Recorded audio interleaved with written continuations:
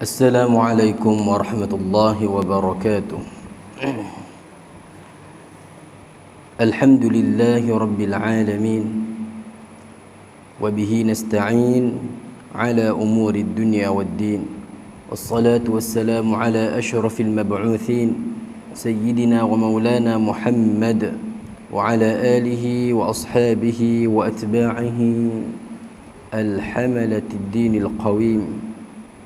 أما بعد، نويت التعلم والتعليم والتذكر والتذكير والنفع والانتفاع والإفادة والاستفادة والحث على التمسك بكتاب الله وسنة نبيه ورسوله صلى الله عليه وسلم، والدعاء إلى الهدى والدلالة على الخير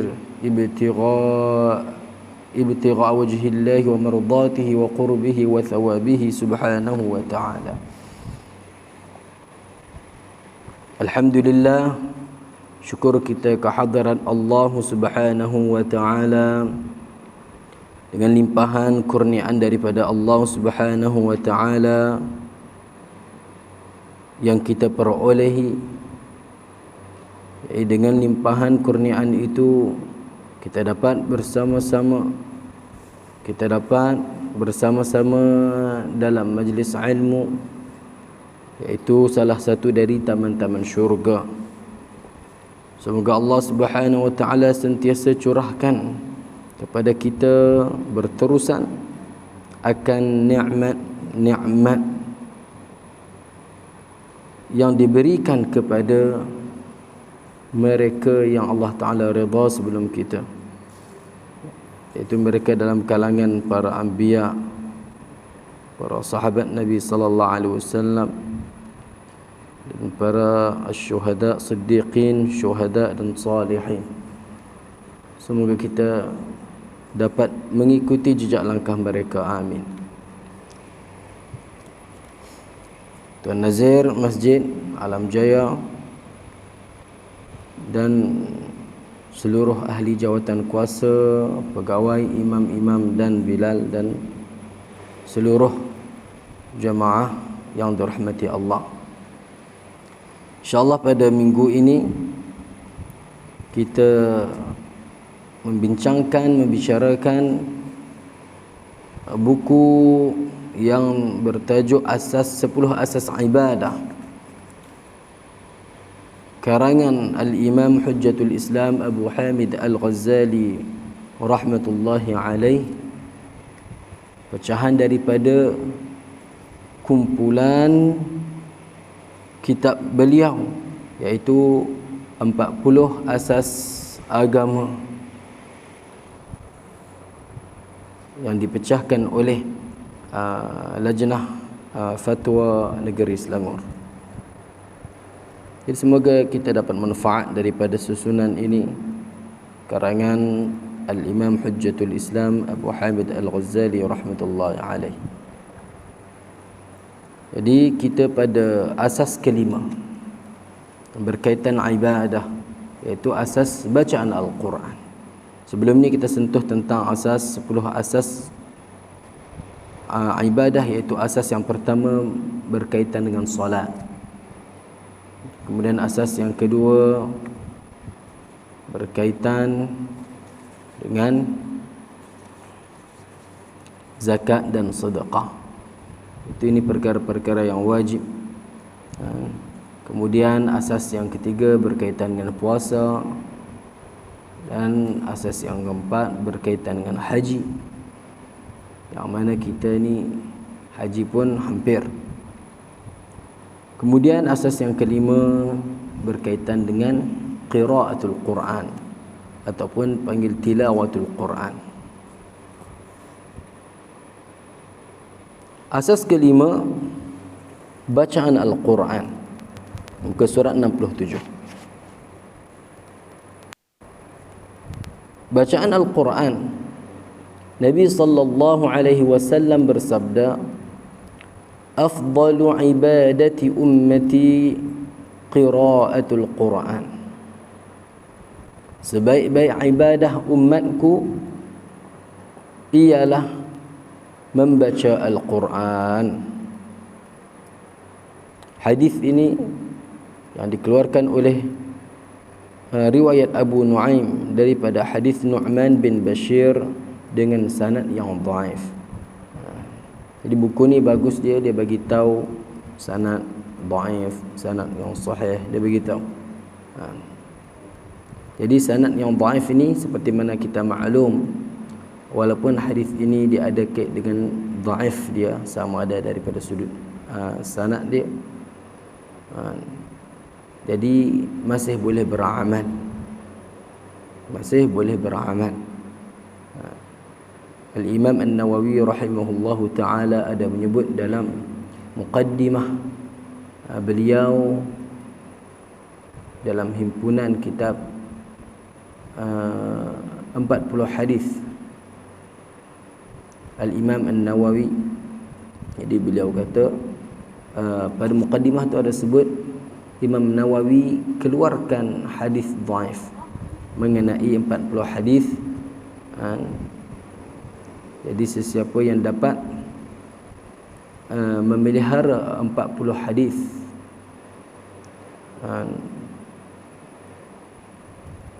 untuk umatku, man hafidha ala ummati 40 hadisan. Hadis ni dhaif daripada riwayat yang banyak. Antara yang meriwayatkan makna hadis ini iaitu Abu Darda radhiyallahu anhu, Sayyidina Ali bin Abi Talib radhiyallahu anhu, Ibnu Abbas radhiyallahu anhu, Abdullah bin Mas'ud radhiyallahu anhu, Abu Sa'id Al-Khudri radhiyallahu anhu, meriwayatkan tentang hadis yang dipetik oleh Al-Imam An-Nawawi dalam muqaddimah 40 hadis beliau di man hafidha ala ummati 40 hadisan. Sesiapa yang menghafaz 40 hadis dari kalangan umatku ataupun memelihara 40 hadis, Allah Ta'ala akan bangkitkan beliau pada hari kiamat sebagai seorang ataupun dalam kalangan fuqaha dan dalam kalangan ulama. Dan hadis yang riwayat daripada Abu Darda makna macam ni, makna seumpama hadis ini. Dan daripada Ibnu Abbas makna macam hadis ini juga, sama ada dalam kalangan syuhada ataupun dibangkitkan pada hari kiamat. Aku saksi kepada orang ini, bahawa orang ini memelihara 40 hadis. Jadi hadis yang dhaif boleh diamalkan dengan syarat dia dalam fadailul a'mal. Sabda baginda sallallahu alaihi wasallam, "Law kana al-Qur'anu fi ihabin ma massathu an-nar." Seandainya Al-Quran itu berada pada kulit seseorang, nescaya tidak akan disentuh oleh api neraka. Hadis dikeluarkan oleh At-Tabarani dan Ibnu Hibban di dalam kitab Ad-Du'afa daripada hadis Sahl bin Sa'd, dikeluarkan oleh Imam Ahmad dan Ad-Darimi daripada hadis Uqbah bin Amir. Ad-Du'afa ni apa dia? Plural bagi dhaif. Jadi kebanyakan hadis yang kita jumpa yang berkaitan dengan fadailul amal, kelebihan-kelebihan beramal, kebanyakannya hadis ini dhaif daripada sudut sanad dia. Ada yang sahih, ada yang sahih pun banyak juga. Sabda baginda sallallahu alaihi wasallam lagi, "Ma min syafi'in afdalu manzilatin 'inda Allah yawmal qiyamati minal Qur'ani la nabiyyun wala malakun wala ghairuhu. Tidak ada pemberi syafaat yang lebih baik kedudukannya di sisi Allah pada hari kiamat daripada Al-Quran. Syafaat itu bukanlah Nabi, bukanlah malaikat dan lain-lainnya. Hadis riwayat Abdul Malik bin Hubaib daripada riwayat Sa'id bin Salim secara mursal, dan diriwayatkan oleh Imam Muslim daripada hadis Abi Umamah, dan diriwayatkan oleh Muslim daripada hadis Abi Umamah sepertinya. Ini hadis, tiga hadis yang disentuh oleh Al-Imam Al-Ghazali rahmatullahi alaih berkaitan bacaan Al-Quran. Dan sabda baginda sallallahu alaihi wasallam lagi bahawa Allah Subhanahu wa taala berfirman dalam hadis Al-Qudsi, man syaghalathu qira'atul Quran. Dalam riwayat yang lain, man syaghalahul Qur'anu. Ni man syaghalathu qira'atul Qur'ani an du'ai wa mas'alati a'taituhu afdala thawabis syakirin. Barang siapa yang disibukkan dengan bacaan Al-Quran daripada berdoa dan meminta kepadaku, nescaya aku akan berikan kepadanya sebaik-baik pahala orang yang bersyukur. Subhanallah. Hadis riwayat At-Tirmidzi, dan berkata Al-Imam At-Tirmidzi, hadis ini hasan gharib, dan diriwayatkan oleh Ibnu Syahin dengan lafaz yang dinyatakan oleh penulis, yakni Al-Imam Ghazali. Ibnu Syahin ini riwayat hadis ini lafaz yang ni. Dalam riwayat yang lain disebut man syaghalahu al-Qur'anu wa dhikri an mas'alati a'taituhu afdala ma u'tis sa'ilin wa fadlu kalamillahi ala sa'iril kalam kafadlillahi ala khalqi. Sesiapa yang disibukkan dengan Al-Quran, Al-Quran menyibukkan diri dia. Kalau hadis ini dia lebih khusus, lebih khas kepada orang yang membaca Al-Quran. Man syaghalathu qira'atul Quran. Satu riwayat lagi yang diriwayatkan oleh Abu Sa'id Al-Khudri radhiyallahu anhu, man syaghalahu al-Quran. Sesiapa yang Al-Quran menyebutkan diri dia daripada dia berzikir kepadaku, berdoa meminta kepadaku seperti orang-orang lain yang boleh minta angkat tangan doa dan berzikir, tetapi dia sibuk dengan Al-Quran. Macam mana? Dia sibuk dengan meneliti ataupun mentadabbur Al-Quran. Siapa mereka ini? Mereka ini adalah al-ulama ataupun al-fuqaha, ataupun dia panggil orang-orang yang menyebutkan diri dengan Al-Quran demi untuk apa dia? Untuk kemaslahatan umat. Sebagai para mufti dan sebagainya, mereka ini sibuk meneliti Al-Quran untuk memudahkan umat dalam beramal harian mereka. Jadi hadis ini satu kelebihan kepada pembaca Al-Quran dan juga satu kelebihan kepada al-ulama. Dan ketahuilah bahawa, berkata Al-Imam Al-Ghazali rahmatullahi alaih, dan ketahuilah bahawa bagi bacaan Al-Quran ada adab-adab zahir dan rahsia-rahsia yang tersembunyi. Terdapat 3 adab-adab zahir. Imam Al-Ghazali membahagikan, memperincikan kepada kita mengenai adab-adab untuk kita membaca Al-Quran. Berkata beliau, terdapat 3 adab-adab zahirnya.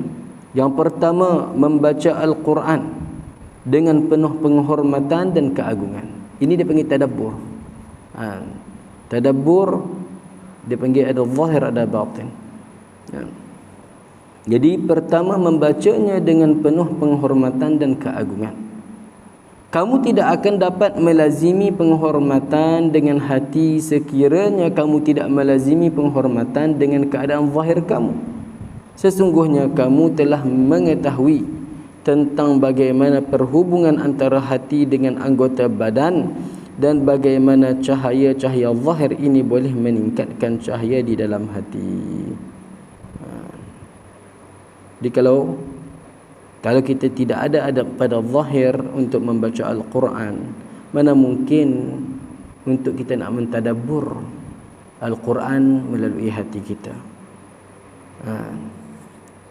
Mungkin sebahagian orang dia kata tadabbur ini kita tengok makna apa semua tu, dia panggil apa? Tadabbur. Tadabbur Al-Quran, dia ada zahir dengan batin dia. Begitu juga kita nak solat, dia ada khusyuk dia, khusyuk zahir dan batin.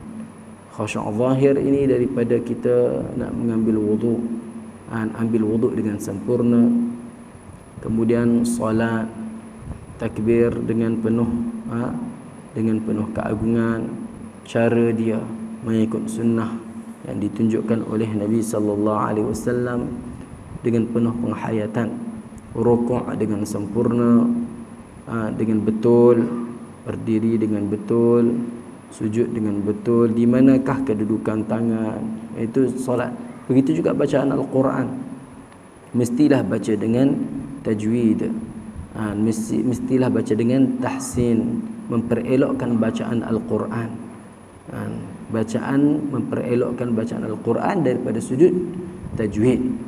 Seseorang yang mempunyai kelebihan dengan suara yang merdu, itu kelebihan yang Allah Ta'ala kurniakan kepada dia. Manakala orang yang tidak ada kelebihan suara yang sedap, dia boleh fokus dengan tajwid dia yang sempurna, dengan bacaan tajwid yang baik. Jadi bacaan tajwid yang baik ini membuatkan seorang itu akan merasai, dia menghayati bacaan Al-Quran tersebut. Macam orang lah, dia nak pergi sesuatu tempat, ataupun dia nak pergi dekat seseorang.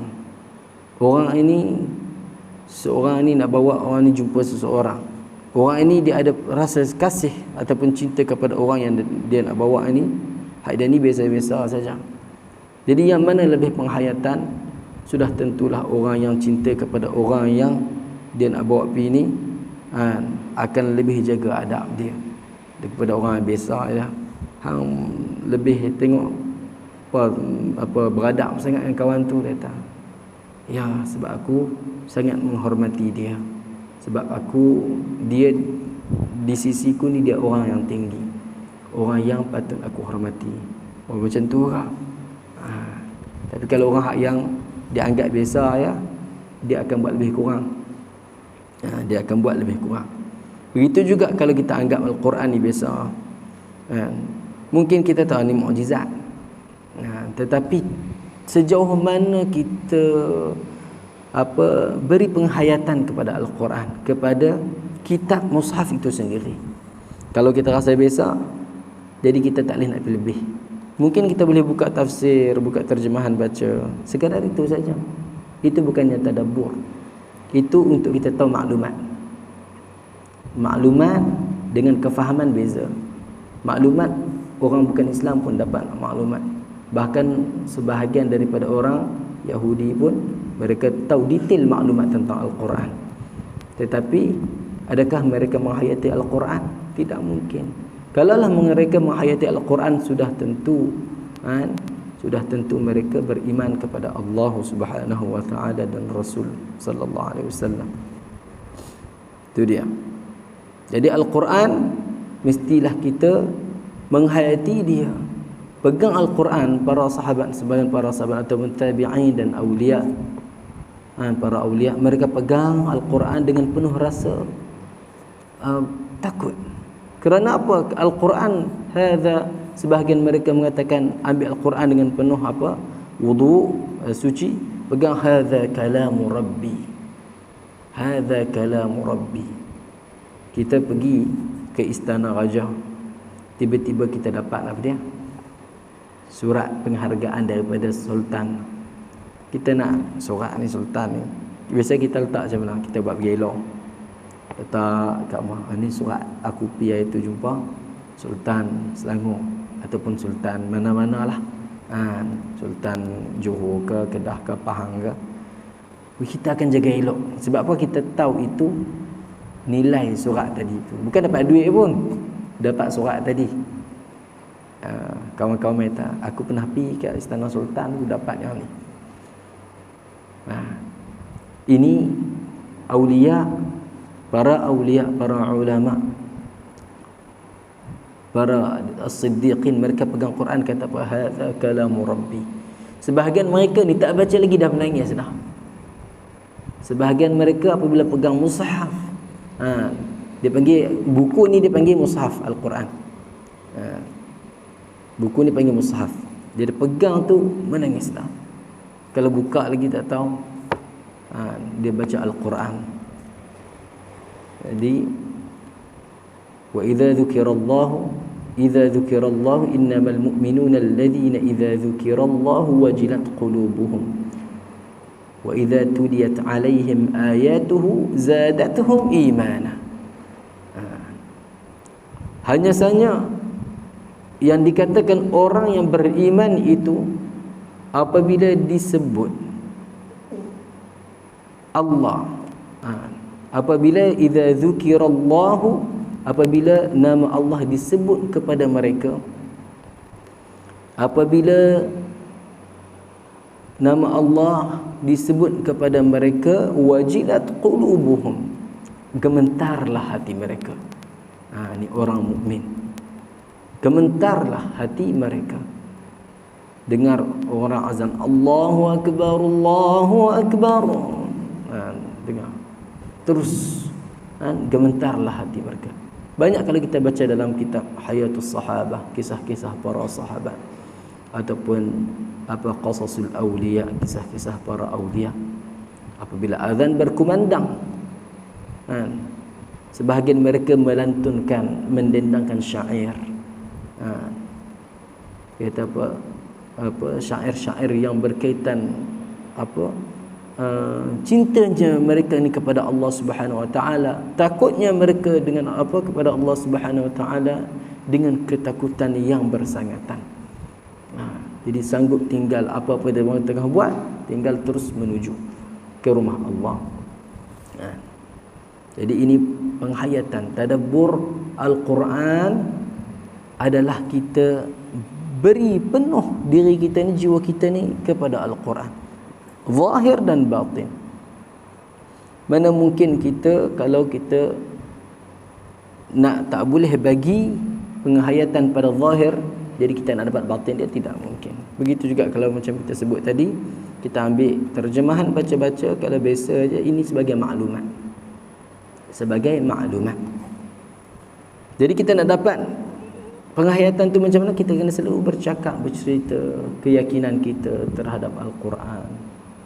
Tunjuk rasa kasih kita, cinta kita kepada Al-Quran. Benda tu baru datang. Dia perlukan pengorbanan.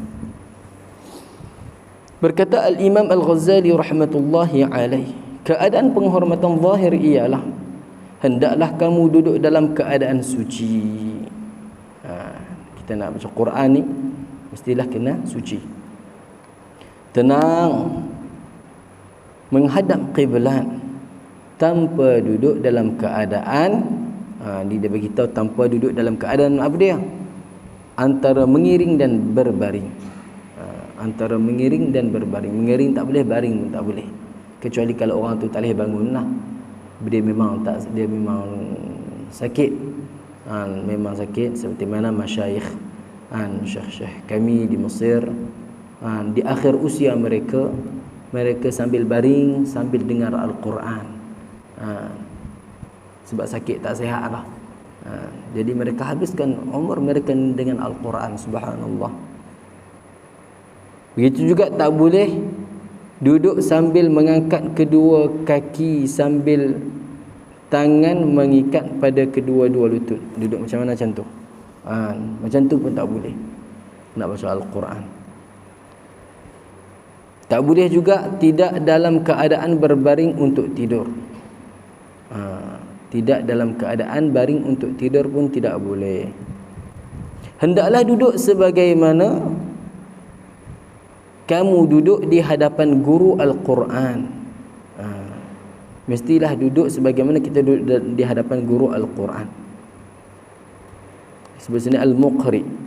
Guru Al-Quran ni Al-Muqri. Al-Muqri ini yang dia maksudkan di sini, Al-Muqri seorang yang yuqri'un nas. May yuqri'un nas. Kerja dia ni duduk mengajar manusia Al-Quran. Jadi kalau kita kata di Arab ni, kalau disebut sebagai muqri ni besar orang dia, hebat, orang alim. Jadi kalau orang alim ni biasanya dia duduk kat tiang mana-mana masjid itu mengajar manusia. Jadi orang akan pandang mulia dekat dia. Jadi bila pandang mulia dekat dia, orang tak akan duduk lebih kurang dekat dia. Pernah di Syria ketika mana saya pergi tahun 2011 tak silap saya, ataupun 2010 nak masuk 2011 macam tu lah. Jadi dia panggil satu jami' ni masjid,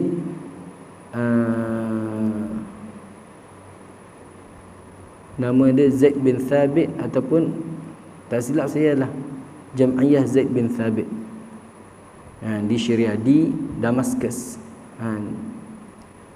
Masjid seorang imam di situ nama Syekh Sariyah hafizahullah. Saya rasa dia masih hidup lagi. Jadi orang penduduk di situ sangat ihtiram kepada beliau. Sangat ihtiram, sangat menghormati sanjung beliau. Jadi Syekh Sariyah ni, masjid ni, antara masjid dengan rumah beliau ni tak jauh mana. Satu hari saya pergi ke kedai kat situ, kita nak belilah makanan. Lepas isyak balik dari masjid pergi. Jadi Syekh ni keluar daripada masjid. Tak silap saya, padahal saya pun baru jumpa dia tadi, sembang-sembang. Ambil barakah, jumpa ulama ni. Jadi dia lalu, orang tengah duduk kedai makan, duduk tengah makan. Dia lalu nak balik rumah. Dia lalu ni, hak tengah makan tu semua bangun berdiri. Semua bangun berdiri. Kita buat macam tu, tak ada, kita tak berlaku. Jadi orang di situ sangat menghormati beliau. Dia lalu, dia bukannya lalu memang tempat lalu dia kat situ. Dia lalu ni pakat berdiri. Saya tengok berdiri sebab tengok Syekh Sariyah. Dia terduduk berdiri. Memang hak ke atas kami ni, apabila tuan guru lalu, kami kena bangun berdiri. Jadi itu penghormatan. Dia orang ni anggap orang Syria ni, Allah Ta'ala bagi kelebihan, mereka ni orang lembut. Bergaduh pun lembut dengar. Tak tahulah. Kalau orang Mesir ni tengah syok tu pun kasar. Nak buat lawak ni hitam kasar. Kalau orang Syria ni bergaduh pun, ya Allah, lembut dengar. Sejuk hati kita. Kalau bergaduh setiap hari pun tak apa. Ni Syria, lembut. Siapa dia mengaji Syria, dia tahulah. Tapi nak beritahu kita penghormatan mereka terhadap guru tadi. Walaupun dia orang tak mengaji dengan dia pun. Itu orang yang tak belajar dengan dia, orang yang kenal dia. Tapi kalau anak murid dia tak tahu macam mana ihtiram dia. Dia lalu situ, pakat berdiri. Ramai yang boleh katakan semua meja. Bangun semua. Bangun tengok siapa dia. Oh, Syekh. Bukan Syekh daripada luar negara, Syekh depa ni. Subhanallah. Dia ihtiram dengan penuh penghormatan, subhanallah. Sebab tu Nabi SAW ada doa, Allahumma barik fi syamina. Nabi SAW doa, Allah kurniakan keberkatan kepada Syam kami. Antara Syria lah. Ulama-ulama Syria ni hebat, subhanallah. Hebat-hebat mereka. Kita ada Syekh Qurayyim Rajih. Orang mereka ni lembut. Hati raqiq. Mereka ni mempunyai hati yang subhanallah. Lembut. Kamu membaca Al-Quran dengan tertil, tafkhim, dan menyebut huruf satu demi satu tanpa bercampur aduk. Ini dia beritahu cara kita bacalah. Tartil, tafkhim. Ini berkaitan dengan ilmu tajwid. Kita pun belajar benda ni semua.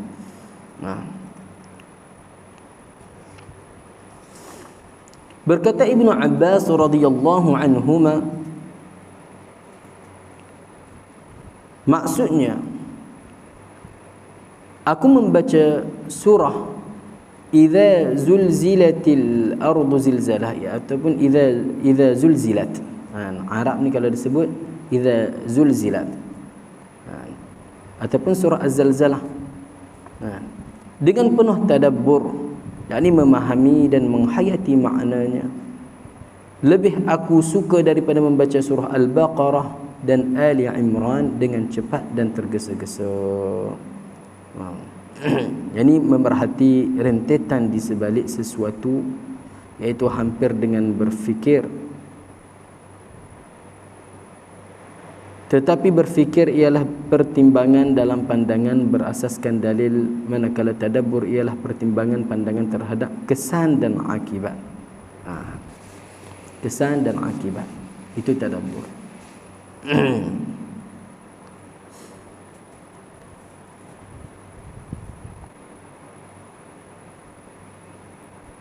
Keduanya, hendaklah kamu menzahirkan rasa rindu terhadap Al-Quran. Hendaklah kamu menzahirkan rasa rindu terhadap Al-Quran pada sebahagian waktu tertentu, sehingga pada waktu yang paling afdal. Jadi kita mestilah tahu waktu-waktu yang paling terbaik kita nak baca Al-Quran. Waktu bila rasa rindu tu mesti kita tanam. Ya Allah, rindu akan kalamullah, rindu akan kalamullah. Kita boleh baca, mungkin kita boleh buat dua cara. Yang pertama, kita wirid kita sebagai wirid harian kita jadikan Al-Quran ni sebagai wirid. Katalah kita baca Al-Quran, kita nak baca setengah juzuk satu hari, ataupun kita nak baca 2 helai, kita boleh baca 2 helai. Kemudian kita ambil satu waktu lagi untuk kita teliti tentang ayat Al-Quran. Yang tu boleh. Teliti, ambil 1 ayat, 2 ayat untuk memahami. Kan ada surah-surah, sebahagian surah kita hafal, seperti surah Yasin, As-Sajdah, Al-Mulk, dan surah-surah yang lain yang kita hafal ataupun surah yang kecil-kecil, kita ambil, kita buka terjemahan. Boleh buka terjemahan, kita memahami maksud dia, makna daripada tafsir dia, tafsir-tafsir yang biasalah, tafsir kalimat ma'ani Al-Quran, supaya kita dapat dia punya satu rasa hadir, feeling tadi. Dengan membaca Al-Quran pada waktu tersebut di dalam solat terutamanya, di masjid pada waktu malam, di masjid, terutamanya di masjid, dan pada waktu malam, kerana hati pada waktu malam lebih jernih kerana berasa lapang. Jadi kalau dalam kitab, kita tengok dalam kitab Itqan ataupun kitab Burhan, kitab Itqan ini yang dikarang oleh Al-Imam As-Suyuti rahimahullahu ta'ala, manakala kitab Burhan dia macam kitab Itqan yang dikarang oleh Al-Imam Az-Zarkashi rahimahullahu ta'ala, menceritakan dalam tu, membincangkan ulumul Quran, ilmu-ilmu yang berkaitan dengan Al-Quran. Dia sebut tentang waktu-waktu yang afdal untuk kita membaca Al-Quran. Dia tidak ada dalil nas yang sahih kata waktu ni afdal, tidak. Akan tetapi ini yang diambil oleh pengalaman mereka dengan guru mereka, pengalaman guru mereka dengan guru mereka, dengan tabi'in, dengan tabi'in dan para sahabat. Mereka tengok. Kalau Nabi SAW, baginda SAW banyak membaca Al-Quran ketika qiyam, dalam qiyamul lail baginda. Diikuti oleh para sahabat. Begitu diikuti oleh para sahabat dan diikuti oleh tabi'in dan tabi'in. Banyak baca Al-Quran. Ada sebahagian daripada mereka membaca Al-Quran dalam 2 rakaat. Dalam 2 rakaat ini dia baca sepanjang malam. Mereka ini, solat mereka ini adalah rehat mereka. Kita tak larat, kita tidur. Dia pun tak larat, dia pun ambil wudu, Allahu Akbar, tenang. Itu para awliya.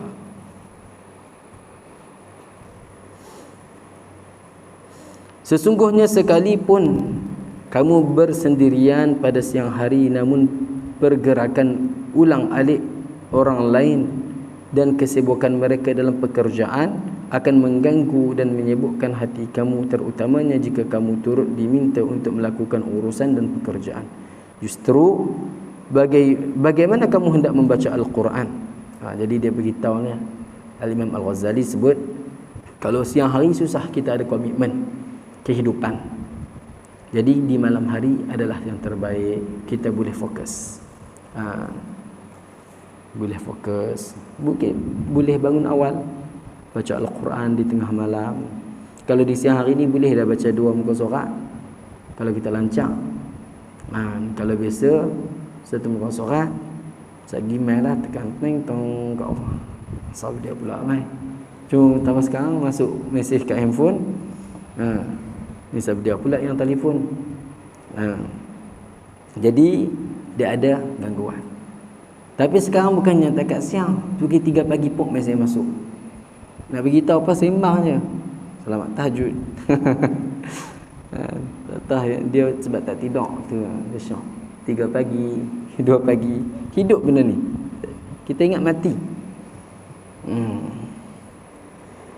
Tengah-tengah baca Quran ni syok-syok, tengah feeling, tiba-tiba masuk mesej kita pun baca tengok. Feeling tu dia terputus. Tak boleh feeling lagi. Main cerita lawak. Itu kata masalah. Ada fitnah akhir zaman, diganggu main tengah malam. Sekiranya kamu membaca Al-Quran dalam keadaan berbaring tanpa bersuci, tidaklah hilang kemuliaannya. Kerana sesungguhnya Allah Subhanahu wa taala memuji kepada semua golongan di dalam firman-Nya, alladzina yadhkuruna Allaha qiyaman wa qu'udan wa 'ala junubihim. Maksudnya iaitu orang-orang yang menyebut dan mengingati Allah semasa mereka berdiri dan duduk dan semasa mereka berbaring mengiring. Tidaklah hilang kemuliaan. Walau bagaimanapun, apa yang telah kami sebutkan adalah tentang galakan penambahan kepada yang lebih mulia. Yang terbaik duduk. Tetapi hari itu kita dah panggil apa? Meter kita dah habis. Faham kan? Meter dah habis. Letih, tak larat sangat. Balik buat apa? More kat masjid ni bulan puasa pula kan. Nak tidur kita biasa baca surah Al-Mulk kita sebelum tidur. Hari tu dah meter dah habis dah. Ambil wuduk mana tak larat dah. Kita pun baring-baring, Bismillahirrahmanirrahim. Tabarakalladzi biyadihi al-mulku wa huwa ala kulli syai'in qadir. Alladzi khalaqal mauta wal hayata liyabluwakum ayyukum ahsanu amala. Tiba-tiba kita masuk cerita lain. Sebab apa dah tak sedar mimpi. Alhamdulillah kita baca. Semoga itu dikira sampai habislah kita baca. Yang ni dia panggil sebab kita itu wirid kita baca surah Al-Mulk sebelum tidur. Itu meter dah habis, tak apalah. Tetapi kalau meter duk kuat lagi, tak buat apa, ambil Al-Quran baca. Sekiranya kamu di antara orang yang mahukan akhirat, maka janganlah kamu bermudah-mudah meninggalkan kemuliaan tersebut. Jika ni kita panggil apa? Inginkan akhirat. liman kana yarjullaha wal yawmal akhir wa dzakarallaha katsira.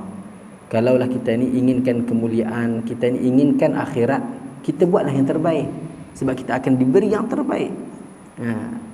Jadi bila dah habis baca Quran, tentu kita baring, ambil tasbih, ataupun tak ambil tasbih, kita zikir Subhanallah 33 kali, Alhamdulillah 33 kali, Allahu Akbar 34 kali. Itu zikir dipanggil apa? Tasbih Fatimah radhiyallahu anha. Kita buat yang tu. Hak tu kalau boleh jangan tinggal. Ini ganjaran hebat. Ketika mana Fatimah radhiyallahu anha memohon daripada ayahandanya, baginda Nabi sallallahu alaihi wasallam, nak apa? Nak pembantu. Jadi Nabi SAW kata, tentu dah habis dah masa Fatimah mai ni. Ada 2 riwayat atau 3 riwayat tentang kisah tersebut.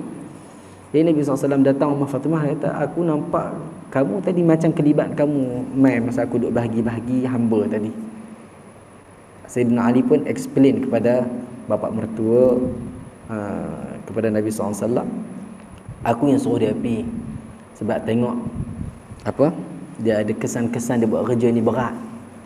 Tapi subhanallah, Fatimah ni sangat tawadhu' orang dia. Tak komplain langsung.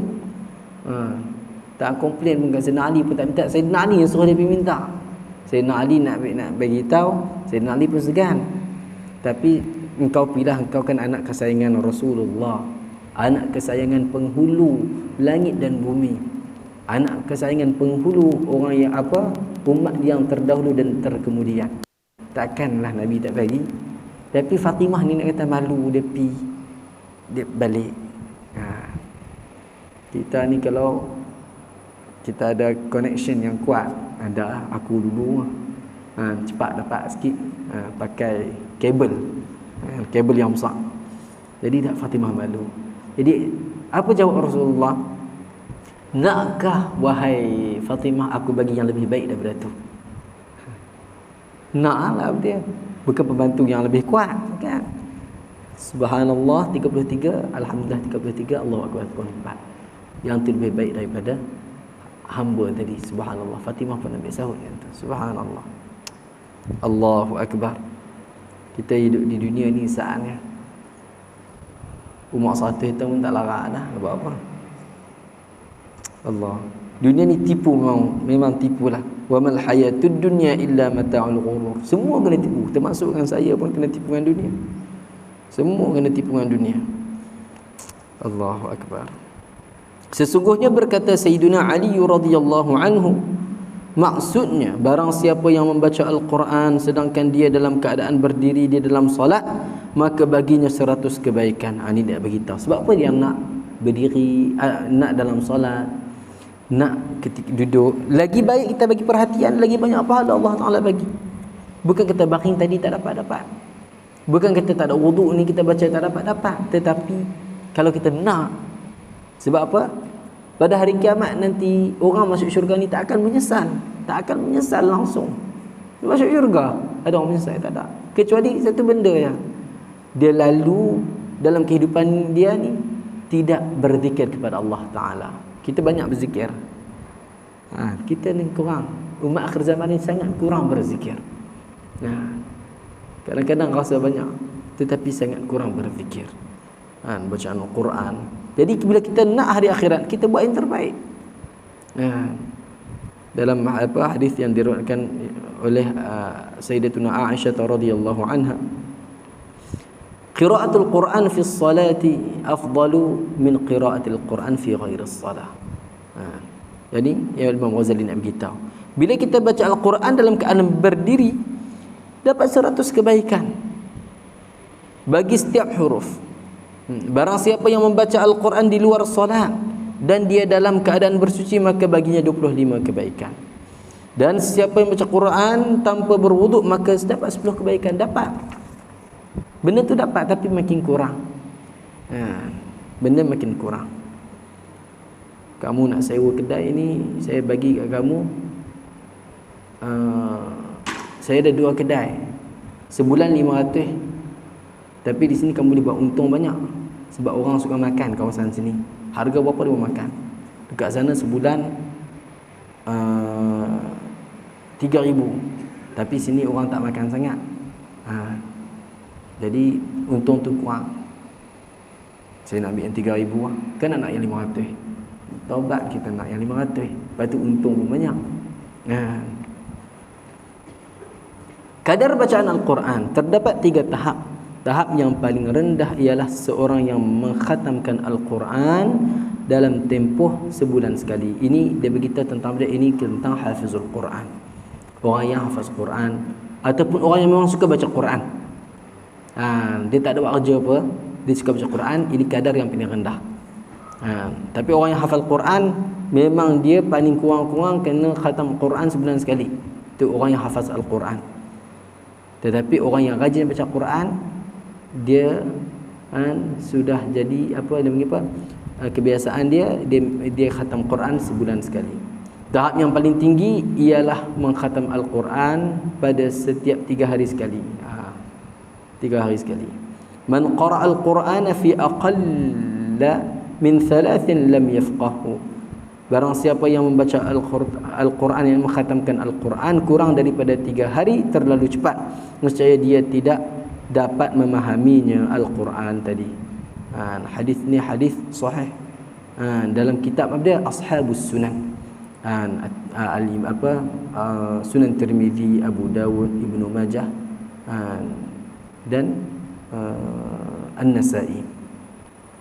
Hadis ni hasan sahih dalam Sunan Tirmizi, diriwayatkan oleh Abdullah bin Umar radhiyallahu anhuma. Jadi ini apa maksud dia? Ini bagi orang yang macam biasa, macam kita lah. Jadi baca Al-Quran cepat sangat habis, lam yafqahu, dia tidak akan dapat memahami Al-Quran, dia cepat habis. Tetapi bagi para ulama, memang mereka ini orang yang memahami Al-Quran, tidak ada masalah, sehari sekali pun tidak ada masalah. Tahap pertengahan membaca Al-Quran antara rendah dan tinggi ialah mengkhatamkan Al-Quran seminggu sekali. Adapun mengkhatam Al-Quran pada setiap hari dan selainnya adalah tidak dilarang. Ini dia beritahu. Ini para ulama, kan mereka ketika bulan Ramadan sehari 2 kali khatam Quran, ada sehari 3 kali pun macam khatam Al-Quran. Subhanallah, macam mana tak tahulah. Imam Syafi'i pernah ada khatam Al-Quran 3 kali sehari, pernah. Ketika mana seorang tanya tentang kepada Imam Syafi'i tentang dalil apa, ada mazhab-mazhab ni, jadi Imam Syafi'i pun nak cari dalil Al-Quran. Solat ulang 3 kali.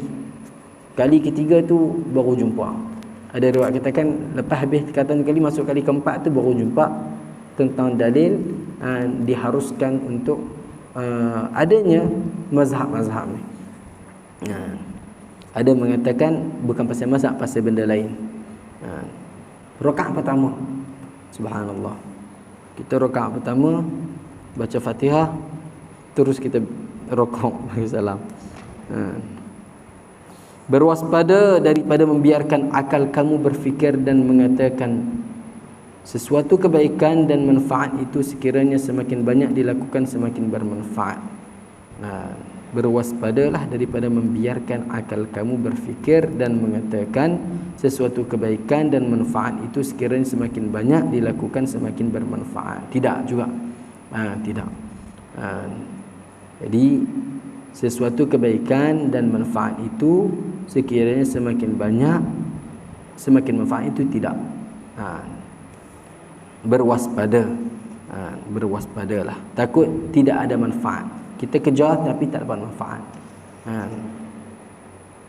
Tapi tidak dapat manfaat.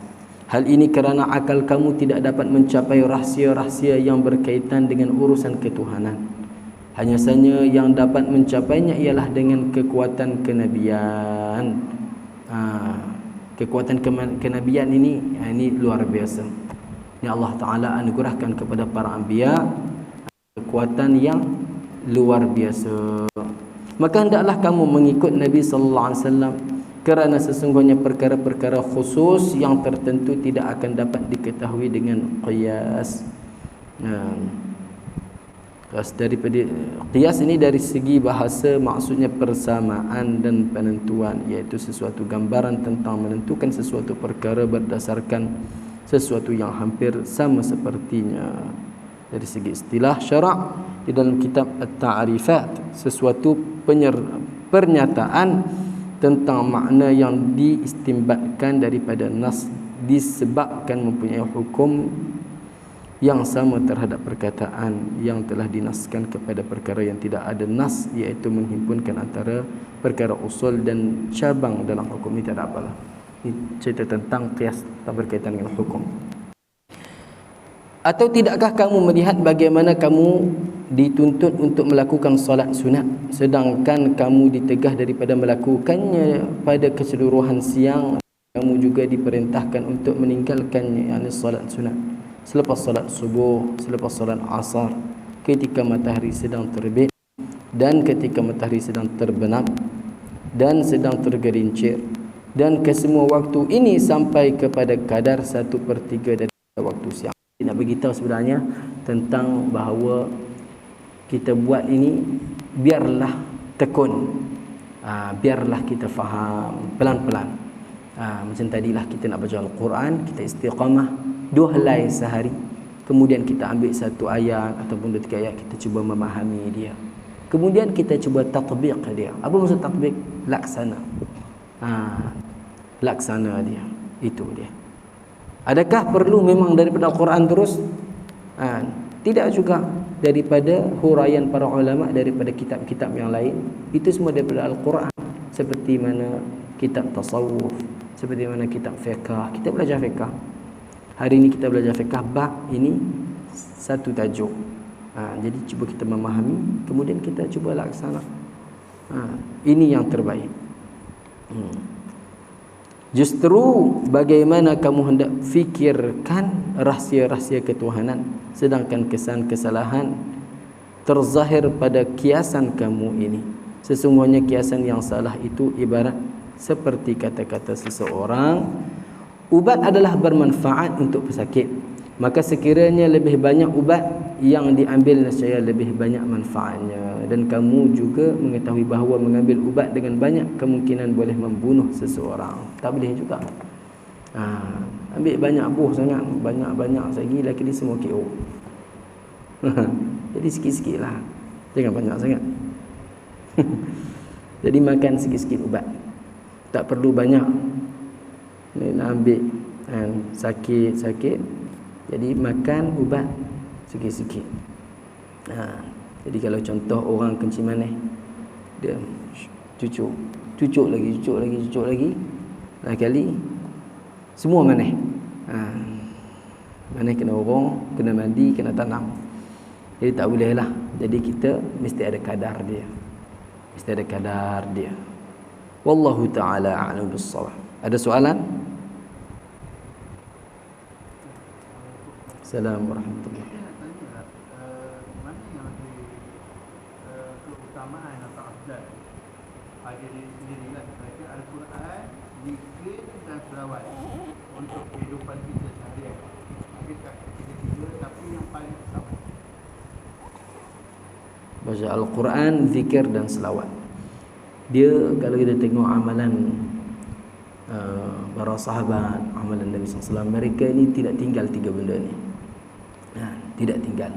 Yang dikatakan sibuk dengan Al-Quran ini, hadis yang diriwayatkan oleh Abu Sa'id Al-Khudri, hadis qudsi. Iaitu dia lebih khusus kepada siapa dia. Yang pertama tadi, qiraatul Quran ini pada para orang yang menghafal Al-Quran. Budak-budak belajar Quran. Contoh kita buka madrasah tahfiz. Budak ni kita madrasah tahfiz, tiba-tiba kita sibukkan dia dengan dia. Kamu mesti baca hizib ni. Bila dia nak habis Al-Quran, jadi dia tak boleh habis Al-Quran. Jadi kat dia ni yang terbaik Quran saja. Seminggu sekali baru ambil fardu ain. Yang simple, yang dia boleh masuk. Jadi kalau contoh yang kata sibuk dengan Al-Quran tadi, para ulama. Para ulama tak baca Quran ke tak zikir? Zikir. Mereka lagi tak lekang dengan zikir. Sentiasa berzikir. Jadi mereka ni Quran mereka ulang bila? Ketika mana dalam solat qiyam mereka. Mereka tiru sunnah Nabi SAW. Tidak tak sempat buka mushaf tengok macam kita, tak sempat lah.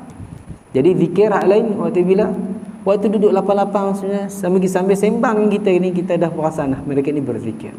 Sebab apa? Kalam yang keluar daripada mulut mereka ni tak ada kalam yang sia-sia.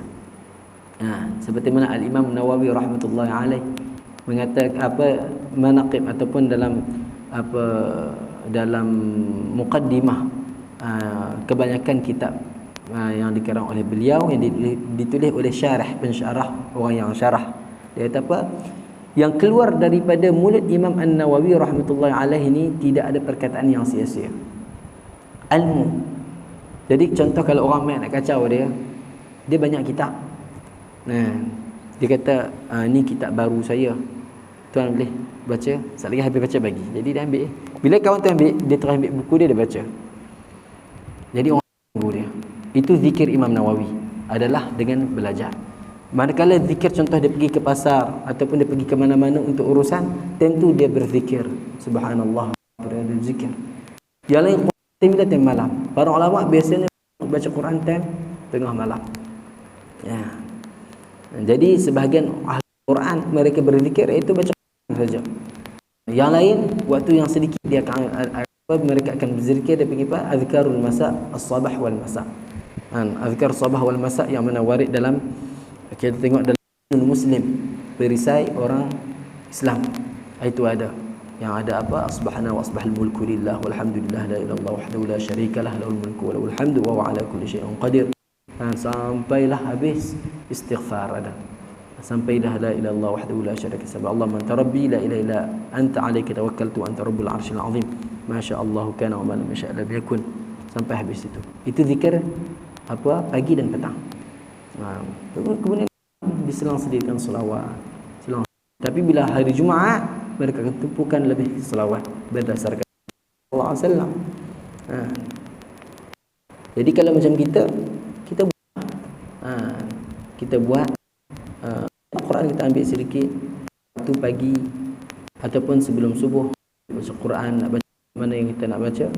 Kemudian waktu malam sebelum tidur kita ada bacaan Al-Quran, sebab kita tidak dituntut untuk membaca semua Al-Quran. Kita dituntut baca surah-surah yang untuk nak teman kita dalam kubur. Surah Al-Mulk, surah Al-Kahf, selamatkan kita daripada fitnah Dajjal.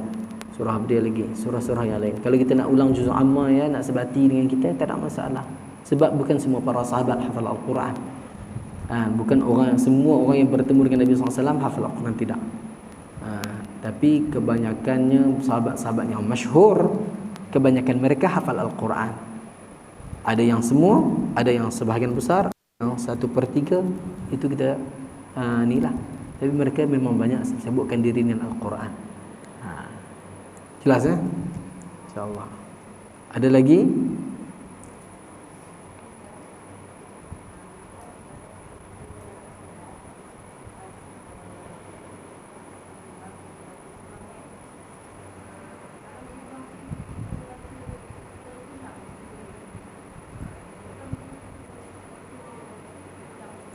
Ulang balik surah.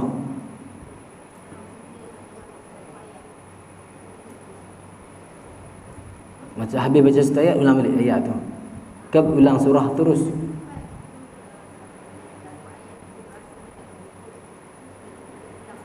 Dia macam terlupa, ulang semula, tak ada masalah. 2 kali, 3 kali tak ada masalah. Syarat dia bacaan dalam solat tak ada masalah.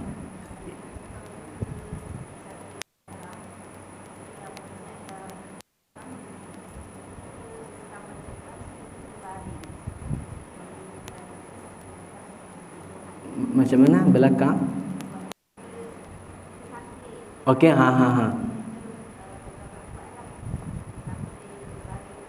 Okey, boleh. Kita baring, kita baca Al-Quran.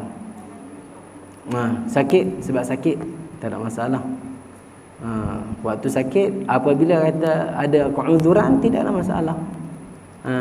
Cuma yang di sini kita sembang tadi, kita sebut tadi di sini afdal dia. Jadi pahala dia lebih banyak. Tapi kalau kita sakit, Kita baring. Dengan baca Al-Quran, dengan kita baring tak baca Al-Quran, baring baca Al-Quran lebih baik daripada baring tak baca Al-Quran. Yang tu. Tapi ada sebahagian orang bila sakit dia tak mampu baca Quran, sakit sangat. Dia tak boleh nak fokus, otak dia pun lemah. Jadi dia hanya boleh berzikir kepada Allah, Allah, Subhanallah. Itu dah lebih baik. Dia masing-masing lah. Dia tengok keadaan masing-masing. Yang tu. Untuk hak yang tadi yang ulang tadi itu tidak masalah. Kita baca-baca kita lupa, kita boleh ulang.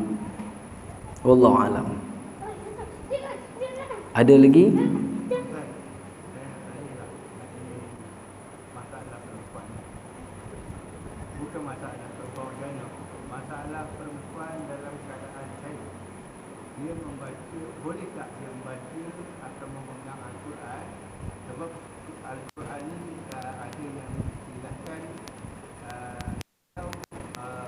maksud dia bukan mushaf kan.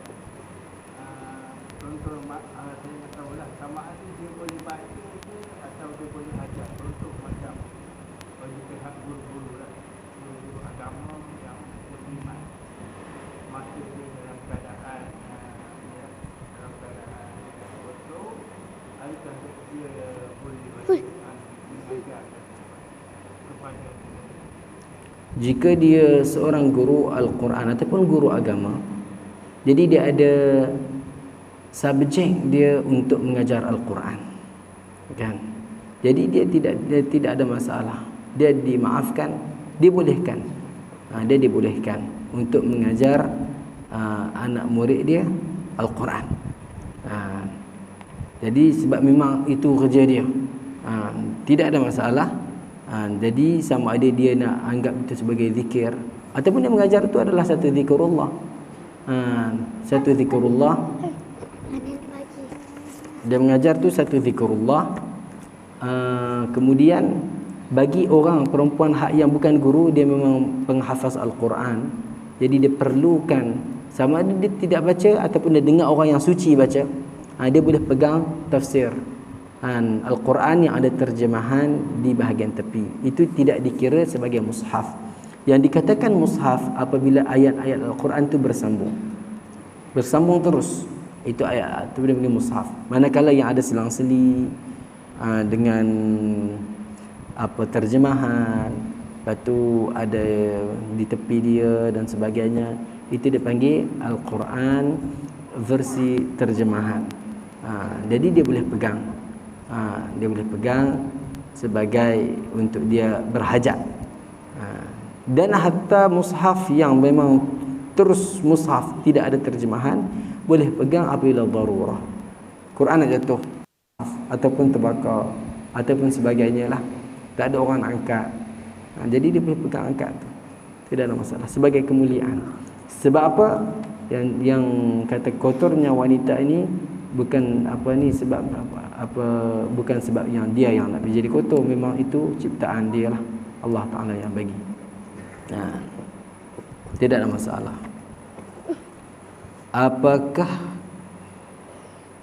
hukumnya sekiranya muslimat mengajar Al-Quran di rumah tidak memakai tudung, hanya memakai skaf kepala dan memakai baju lengan pendek, mengajar Al-Quran, baca Quran pun boleh kalau di rumah. Pakai tutup sikit sebagai penghormatan. Dia ambil shawl dia, lipat, tak kira shawl apa jenis pun, dia lipat, lepas tu lengan pendek. Tidak ada masalah, boleh. Sebab masih sopan. Masih sopan. Dia boleh membaca Al-Quran dalam keadaan memakai satu lagi